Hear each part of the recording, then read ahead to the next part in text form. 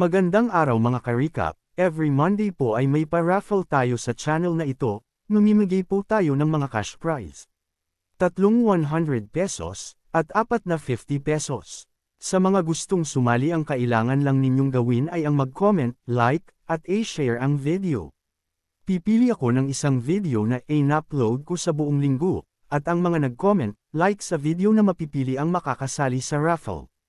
Kaya kung solid na supporters ka sa channel na ito, at pinapanood ang mga recap sa channel na ito, malaki ang chance na makasali ka sa raffle.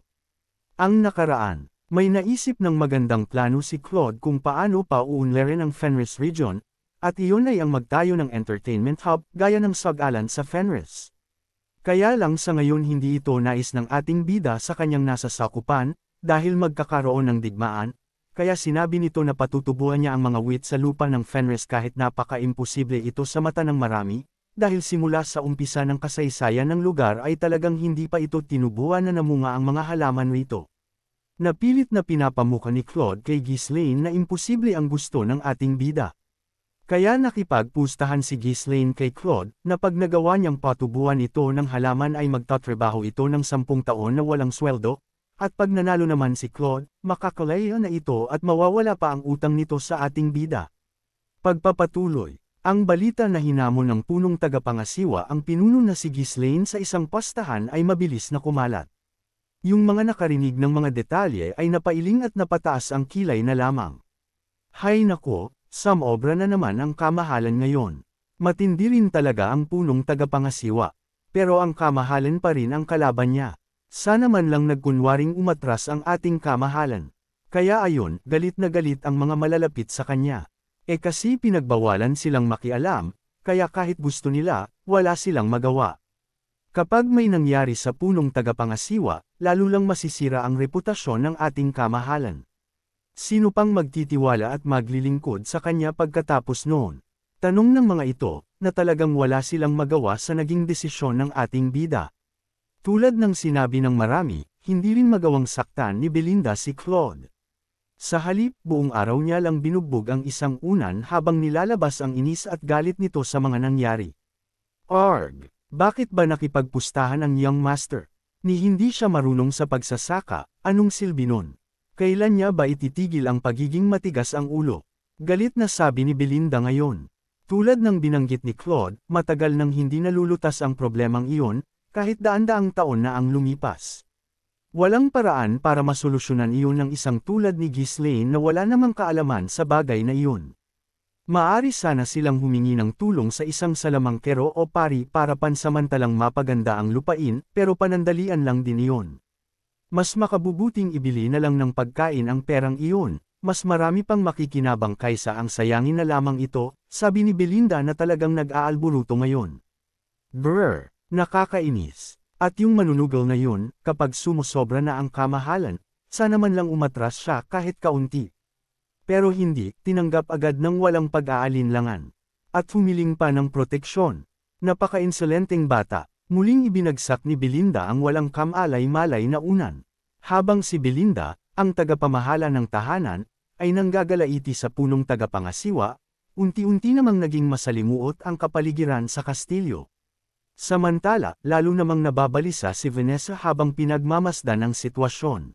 Kailangang manalo ang kamahalan. Dapat ko na bang gamitan ng mahika para pansamantalang gumanda ang kalidad ng lupa? Hindi ko kayang pamahalaan ang lawak ng lupain mag-isa. Kung itutuloy ko ito, kailangan kong gumamit ng napakalaking mana. Pero ubos na ang mana ko, wala rin akong runestone, sabi ni Vanessa. Sa taglay niyang lakas, ni isang maliit na bahagi lang ng lupain ay hindi niya kakayanin, lalo na ang proyektong pagpapalawak ng lupa ni Ghislaine. Dapat ko na bang subukang nakawa ng mana sina Sir Alfoy at ang iba pang salamangkero? Bagay na samasagi sa isipan ngayon ni Vanessa. Saglit niyang pinag-isipan kung aatakihin niya sila habang natutulog, pero alam niyang hindi niya ito kakayanin mag-isa. Kamahalan, patawad po. Wala akong silbi, sabi ni Vanessa na nalulungkot ito ngayon na wala siyang magawa para matulungan ang ating bida. Dahil sa labis na pag-aalala, unti-unting pumapayat si Vanessa, at nag-aalala na rin ang mga tao sa paligid niya. Samantala, lalong sumaya si Kaor habang tumatagal ang mga araw. Dahil nakukulong si Belinda sa silid, sinamantala niyang uminom ng uminom kasama ang mga miyembro ng Cerberus Mercenary Corps. Hihihi, nakakatawa kung matalo ang kamahalan, pero mas nakakatawa kung matalo ang punong tagapangasiwa. Kahit na parang imposible iyon, masayang sabi ni Kaor. Oo nga, gusto ko talagang makita ang itsura ng halimaw na yun kapag natalo siya. May isa sa mga mercenaryong nagsalita, at napatawa si Kaor. Ngayon, nagkamali talaga ang kamahalan. Wala siyang tsansang manalo sa pustahang ito. Yung katigasan ng ulo niya, iyon din ang sisire sa kanya sa huli, sabi ng mga ito. Si Ghislaine ay palaging humaharap sa mga hamon na imposible para sa iba. At sa bawat pagkakataon, siya'y nagtatagumpay. Dahil sa likas niyang galing at napakalakas na puwersa, nagagawang posible ang imposibleng gawain. Dahil lagi siyang nananalo, nasanay na ang mga tao sa paligid niya na sumunod sa gusto niya. Pero ngayon, iba ang kaso. Kailangan dito ng espesyal na kaalaman, hindi lang lakas. Habang tumatawa, bigla namang napahinto si Kaor. Mula sa di kalayuan, papalapit si Gillian. Nako, ayan na ang matandang kulubot. Oy, magsilayas na kayo. Bilis, kayong mga batugan. Mula nang magsimula ang pastahan ni Ghislaine at Claude, palakad-lakad na lang si Gillian na laging nakasimangot. Naniniwala siyang sinadya ni Claude na banggitin ang sag-alan para galitin si Ghislaine. Alam ni Kaor na kapag nahuli silang umiinom, tiyak na sermon ang aabutin niya. Kaya't nagmamadaling nilinis nila ang lugar at tahimik na umalis habang pinagmamasdan si Gillian. Habang lalong tumitindi ang tensyon sa kastilyo, mas lalo namang naging masigla si Claude sa kanyang trabaho. Sa hindi maipaliwanag na dahilan, tila ba puno siya ng lakas kahit walang tulog. Hahaha, malapit na akong lumaya, masayang-masayang sabi ng Mokong na ito. Napakarami pa rin ang kailangang gawin, pero ang ideya na 3 buwan na lang ang natitira ay tila nagpapagaan sa lahat. Iba talaga ang pakiramdam ng gawain kung alam mong may hangganan, kaysa sa mukhang walang katapusan. Kailangan kong ayusin ang lahat bago ako umalis. Ayokong bigyan sila ng kahit anong dahilan para botikyusan ako. Hindi ito dahil sa takot niya kay Wendy, na nasa likuran niya at naglalaro ng patalim. Hindi mo naman ako tutusukan bigla, di ba? O lalasunin ang pagkain ko o kung ano-ano pa. Nagulat si Wendy at mabilis na itinago ang patalim sa kanyang damit.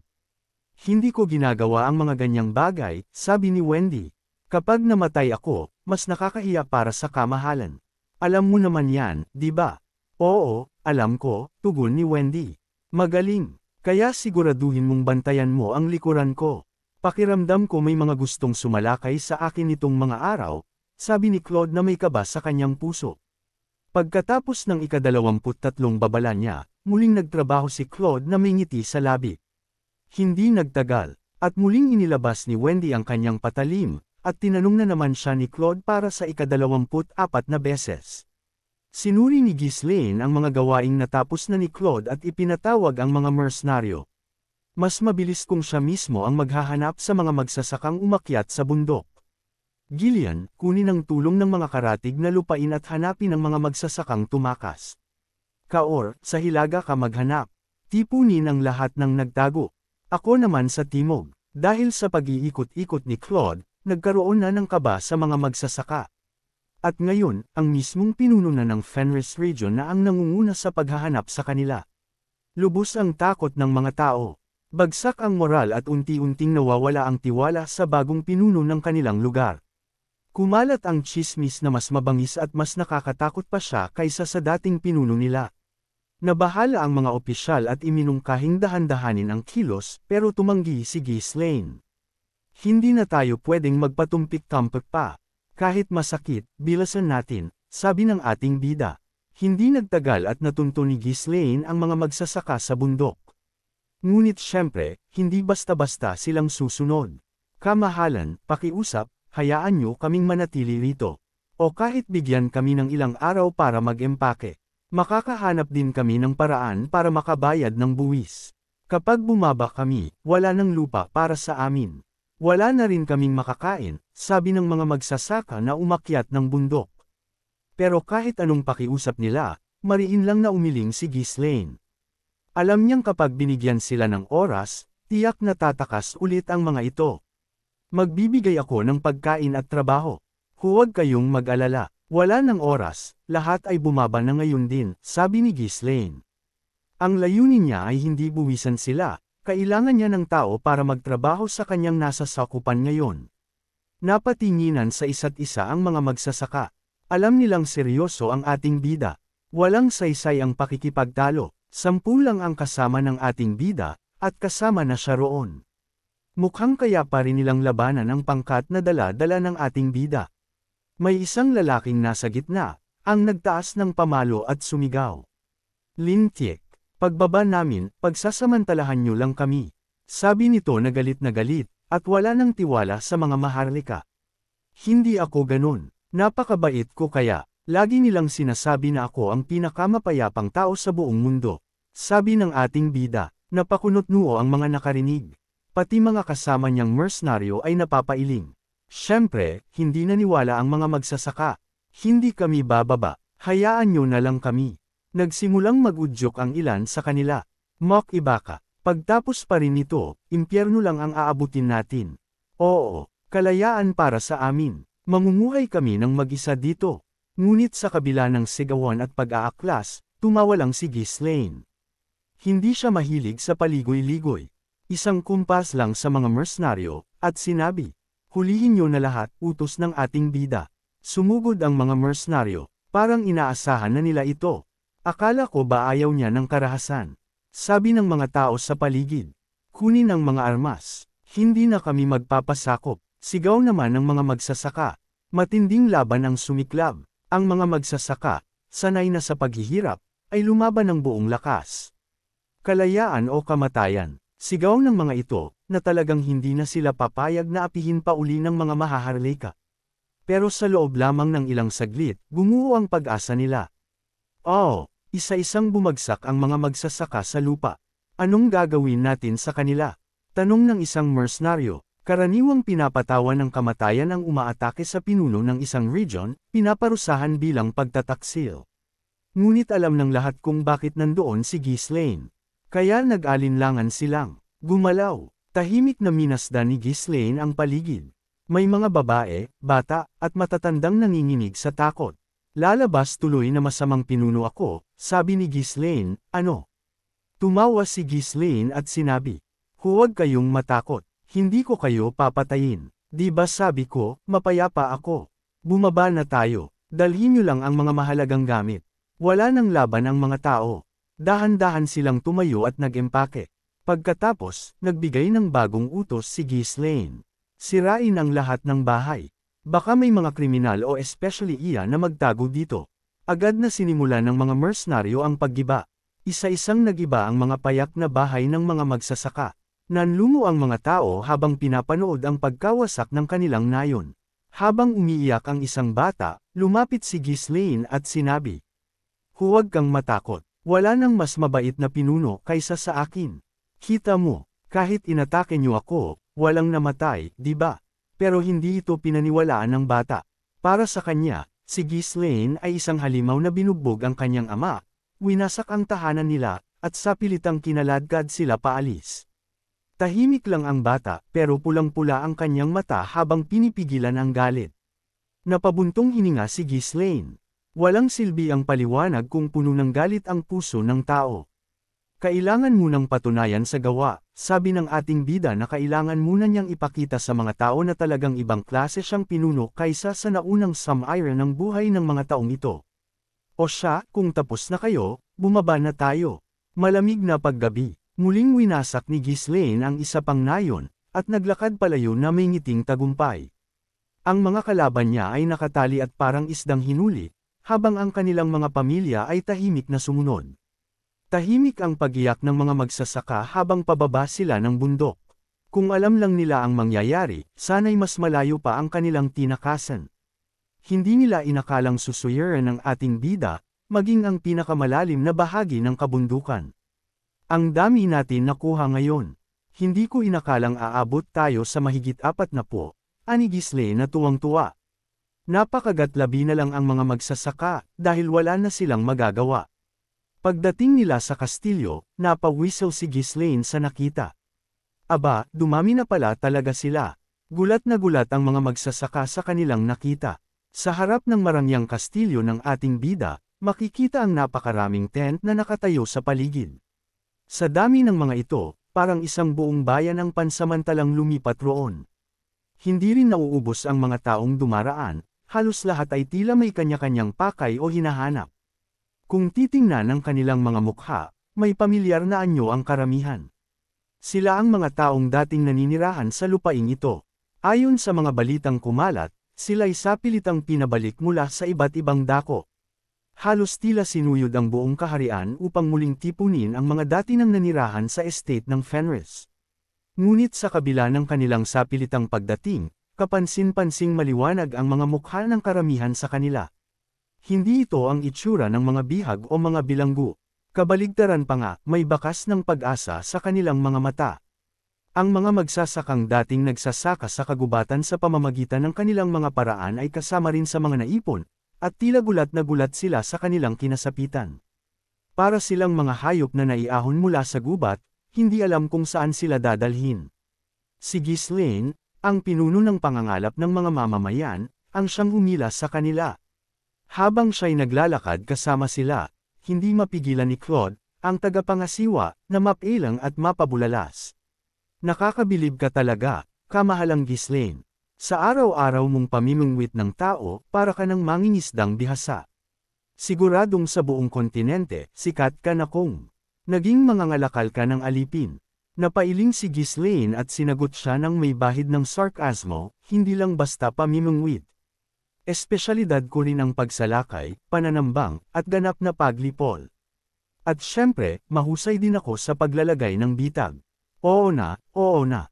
Isang multi-talented na mercenaryo slave trader. Kung napaaga ka lang sa larangang yan, baka ikaw pa ang hinahangaan ngayon. Aray, sabi ni Claude. Sa gitna ng biro, isang mabilis na hampas ang tumama kay Claude, dahilan para siya'y umatras agad, napangiti habang hinihimas ang tama. Tila likas na sa kanya ang manginis ng tao sa mga hindi angkop na pagkakataon, at madalas siyang napapalo dahil dito. Isa na rin sigurong talento iyon, ang palaging mapalo sa maling sandali. Sige na, tama na ang dakdak. Ayusin mo na to. Abala ako, sabi ng ating bida. Ay, sir. Sagot ni Claude na may kasamang pagkamartir sa boses, bago mabilis na lumapit sa mga magsasaka upang simulan ang pag-record ng kanilang mga impormasyon. Sa ngayon, dito muna kayo mananatili. Kung gusto ninyong bumalik sa dati ninyong tahanan, ipapabalik namin kayo roon. Kung hindi naman, may inihahandang tahanan sa bagong nayon. At kung nais ninyong magtrabaho, nangangailangan kami ng manggagawa para sa konstruksyon. Bukas ang aplikasyon para sa sinumang interesado. Tumanggo lamang ang mga mamamayan at mga farmers. Ang totoo, wala na rin naman silang matatawag na tahanan. Ang mga kubo nila'y sinunog o iniwan sa gitna ng kagubatan. Wala silang dala kundi ang ilang gamit at gutom na tiyan. Kaya't ang alok na libreng bahay ay tila isang biyayang hindi nila inaasahan. May ipamamahagi ring pagkain. Galing ito mismo sa bulsa ng ating mahal na pinuno. Kaya't huwag niyong kalimutang magpasalamat, sabi sa mga magsasaka para ipaunawa sa kanila kung gaano kabuti ang ating bida.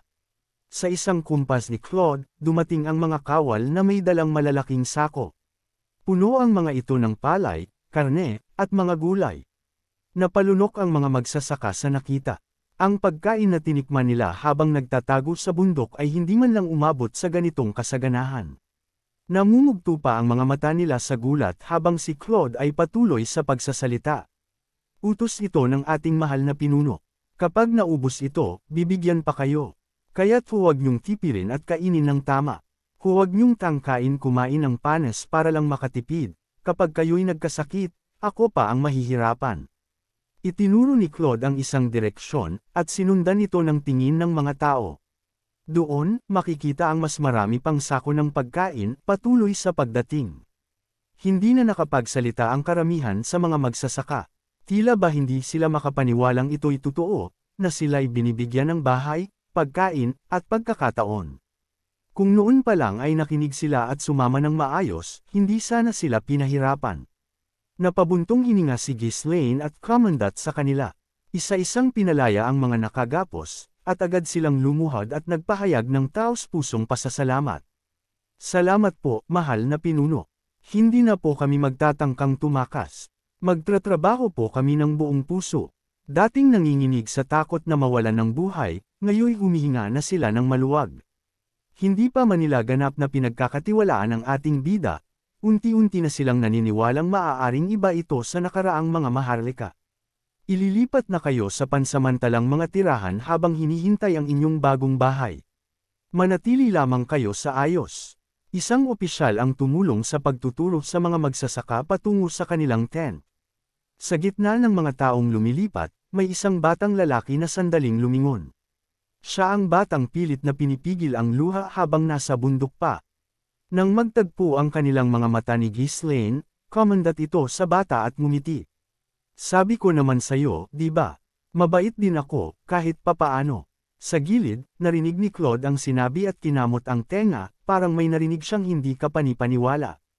Tumawa lang si Ghislaine at inabot sa bata ang hawak niyang mansanas. Iyo lang yan, huwag mong ibahagi kahit kanino.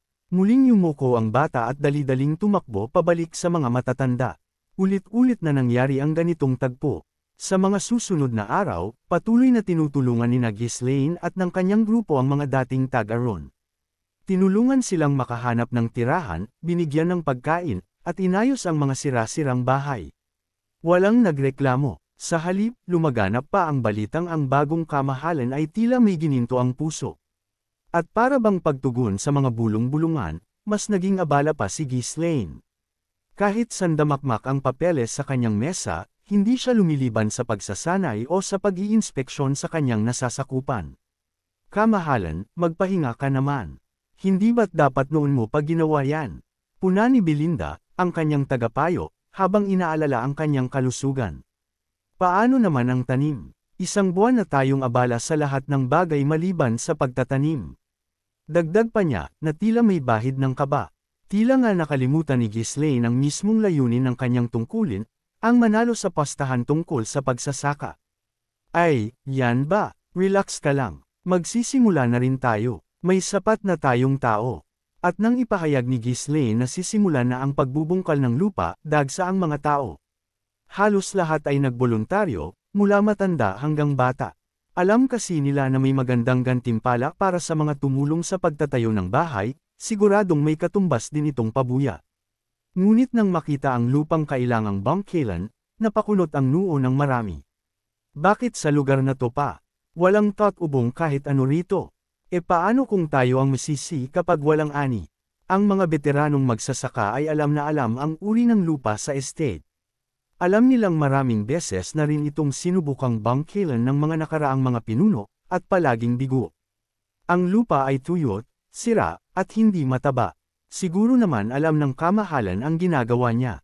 Baka naman totoo ang chismis. Pastahan daw ito sa pagitan niya at ng Claude na iyon. Kung totoo yan, lagot tayo. Malamang tayong madamay kapag natalo siya. Gayunpaman, kahit may agam-agam, walang naglakas loob na salungatin ang desisyon ng ating bida na si Ghislaine. Sa halip, tahimik silang nagbungkal ng lupa. Dahil sa pagnanais ng pagkain at pera, ginampanan ng lahat ang trabaho. Sa ilang araw lang, natapos agad ang paghahanda ng lupa. Habang ang iba ay tulirot kabado, si Ghislaine ay tila tuwang-tuwa habang nakatingin sa nalinas na lupa. Sa wakas, ang dating patay na lupa ay magkakaroon ng saysay. Habang siya'y nakangiti, ang mga mamamayan ay tila lalong kinabahan. Ano bang meron at ganito siya kasaya? Hindi ba niya alam na walang tatubong ani rito?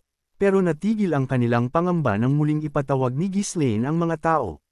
Magaling kayong lahat, nakakatuwang makita na lalo pa kayong nagsusumikap sa bawat araw. Masayang lumapit si Ghislaine sa mga manggagawa at magiliw na tinapik sa balikat ang ilan sa kanila. Kita sa kanyang mukha ang kasiyahan sa mas mabilis na pag-unlad ng proyekto kaysa sa inaasahan. Mula sa kanyang mga mata, waring may halong paggalang at pagpapahalaga sa bawat isa sa mga nagsisipagtrabaho. Samantala, ang mga taga-nayon ay nagtipon-tipon sa isang sulok, palihim na nagbubulungan. Sa palagay mo ba, mangyayari ulit yun ngayong araw? Tanong ng isa, habang nakasilip mula sa likod ng kabayo. Mukhang oo nga, ang saya ng itsura niya ngayon. Sagot ng isa pa, na may halong kaba at pananabik. Para sa mga karaniwang mamamayan, ang makatrabaho mismo ang kanilang kamahalan ay isa ng malaking bagay, at hindi laging positibo. Ang iba'y nabibigatan, ang ilan na may nangangapa kung paano makikitungo sa kanya. Ngunit sa kabila ng ganitong pressure, mas pinipili pa rin ng mga taga-nayo na magboluntaryo, at unang tumulong sa lugar ni Ghislaine kaysa sa ibang bahagi ng lupain. May matibay na dahilan kung bakit. Halimbawa na lamang si Claude, ang tagapangasiwang kinatatakutan ng lahat. Araw-araw siyang palakad-lakad sa paligid, walang tigil ang dakdak, walang patid ang puna. Ultimong konting alikabok lang sa poste ay siguradong may sermon. At masaklap pa, ayaw niyang paalisan ang sinuman hanggat hindi tapos ang buong trabaho. Ang kanyang ugali na laging reklamo at paninita ay nakakapagod sa katawan at sa utak. Maraming manggagawa ang sinasabi na mas gugustuhin pa nilang mag-araro ng buong bukid kaysa makasama siya buong araw. Sa kabilang banda, si Belinda naman ay tila laging malayo ang isip. Tahimik siyang nakaupo habang nakatitig sa mga gumagalaw na manggagawa, para bang wala sa sariling mundo. Ngunit huwag kang palilinlang sa katahimikan niyang iyon. Bigla na lamang siyang sisabog sa galit, walang babala, walang dahilan. Ang mga biglaang pagsiklab ng damdamin niya ang dahilan kung bakit halos lahat ng nagtatrabaho malapit sa kanya ay walang imik, walang kib, at puro trabaho lang ang inaatupag. May mga nakarinig pa nga sa kanya na tila pabulong na nagbabantang, may papatayin ako, kaya't mabilis na kumalat ang tsismis na ang kanyang galit ay nakatuon sa pinuno ng mga tagapangasiwa. Lalong dumagdag ito sa tensyon sa paligid niya. Hindi rin nalalayo sina Gillian at Kaur, mga tagapangasiwa na kahit walang sinasabi ay nagpaparamdam ng matinding presensya. Sa tuwing dumadaan sila, halos pigilin ng mga manggagawa ang kanilang paghinga. Parang binabalot ng bigat ang buong paligid. Kaya't kung maaari lang silang iwasan, iwas na lang talaga.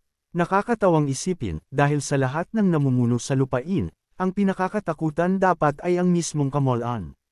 Ngunit sa kaso nila, si Ghislaine pa ang pinakamaayos at kaaya-ayang makatrabaho. Ngunit ang mas malalim na dahilan kung bakit gustong-gusto ng mga tao na makasama si Ghislaine ay ito. Heto, uminom muna kayo ng tubig. Magpahinga kayo ng maayos. At ipagpatuloy niyo ang sipag niyong tulad ngayon. Hindi lang papuri ang ibinibigay ni Ghislaine. Sa tuwing may natatapos na proyekto o may mga manggagawang nagpapakita ng sobrang dedikasyon, tinutumbasan niya ito ng aktwal na gantimpala. Sa araw na iyon, natuwa siya sa bilis ng trabaho, kaya't binigyan niya ang bawat manggagawa ng karagdagang pilak, bukod pa sa kanilang karaniwang sahod. Namumutawi ang mga ngiti sa mukha ng mga tao habang tinatanggap ang gantimpala. Maraming salamat po, kamahalan. Magagamit ko po ito ng husto. Tawagin niyo lang po kami kahit kailan, kamahalan. May itinalagang sahod para sa bawat manggagawa, ngunit si Ghislaine ay may malinaw na dahilan kung bakit nagbibigay siya ng dagdag. Alam niyang ang tamang gantimpala ang isa sa pinakamabisang paraan upang magbigay inspirasyon. Kaya hindi nakapagtataka na mas masigla, mas masigasig, at mas masaya ang mga taong nakatalaga sa kanya kaysa sa iba. Ngunit habang pinagmamasdan niya ang kasiyahan ng mga tao, bahagyang napakunot ang kanyang noo. Bakit kaya napakakuripot ng mga ito? Bulong niya sa isip. Paulit-ulit ko nang sinasabi, gamitin niyo ang pondo, bilasan niyo ang trabaho. Oras ang kalaban natin dito. Sok-sok. Naglaan na nga siya ng pondo para sa mga tagapangasiwa upang magbigay din ng gantimpala. Ngunit halos wala ni isa sa kanila ang aktwal na gumagamit nito. Parang sobrang nasanay na sila sa kahirapan, sa pagtitipid, sa pag-ipon, na kahit kailan, hindi nila naiisip na ang pagtitipid ng oras ay kasing halaga rin ng pagtitipid. Nang salapi, sa sobrang focus nila sa pag-iingat sa pondo ng lupain, nakakaligtaan na nila ang mas malaking layunin, ang matapos agad ang mga gawain. Hindi talaga maayos ang takbo ng ganito, buntong hininga niya. Ayaw niya namang paulit-ulit na minermon. Oo, kung pal-agya niya itong ipapamuka, baka nga magbago rin ang mga tagapangasiwa. Ngunit hindi iyon ang paraan na nais niyang tahakin. Naniniwala siya na kapag pinagkatiwalaan mo ang isang tao ng trabaho, dapat ay hayaan mo siyang tuparin ito ayon sa sariling paraan. Isa pa, hindi rin siya ang tipo ng lider na gabay ng gabay sa bawat hakbang. Mas gusto niyang binibigyan lang ng paalala paminsan-minsan. Sa huli, parang siya pa mismo ang bumabawi sa kakulangan ng iba, sa pamamagitan ng hindi pag-aatubiling gumastos ng pera ng lupain. Sige na, gumalaw na kayong muli. Marami pa tayong kailangang tapusin, sabi ng ating bida. Hindi talaga nauubos ang mga gawain sa buong lupain. Napakarami pang gusali at pasilidad na nangangailangan ng pagkukumpuni. Kasabay ng pagkukumpuni ay ang pagpapalawak ng mga sakahan. Unti-unti, mula sa dating tahimik at puno ng agam-agam, ang hangin sa buong lugar ay naging masigla at puno ng bagong pag-asa. Para sa mga taga-Nayo na dati ay halos walang makain at walang trabaho, sapat na ang mga pagbabago upang maramdaman nila ang pag-angat sa kanilang kabuhayan. Hindi man bihasa sa pagsasaka ang ating Panginoon, pero kita namang may ginagawa siya para sa lupain natin. Narinig ko noon na pasaway daw siya. Isa raw siyang sakit ng ulo. Baka naman noong kabataan niya yun. E ngayon, abalang-abala siya sa pagpapaunlad ng lupa at pagbibigay ng trabaho. Kung pasaway pa rin siya, baka nag-iinom na lang yan buong araw at nagpapasarap sa buhay. Hindi yung ganito. Tunay nga, kapag ang sikmura ng tao ay busog, ang puso ay lumalambot. Sa simula, may takot sa puso ng mga tao kay Ghislaine, ngunit ngayon, unti-unti na siyang tinatanggap at kinikilala bilang isang pinunong may malasakit. At habang nagsisimula ng purihin at igalang ng mga taga-Nayon si Ghislaine, ipinatawag naman niya ang mga salamangkero. Ipinatawag na ng ating bida ang mga salamangkero, ano kayang dahilan bakit niya ipinatawag ang mga ito? Sisimulan na kaya niya ang paraan para talunin si Claude sa pustahan nila. Abangan! Huwag po sana ninyong kalimutan ang mag-like, share, at mag-comment sa ating video. Maraming salamat!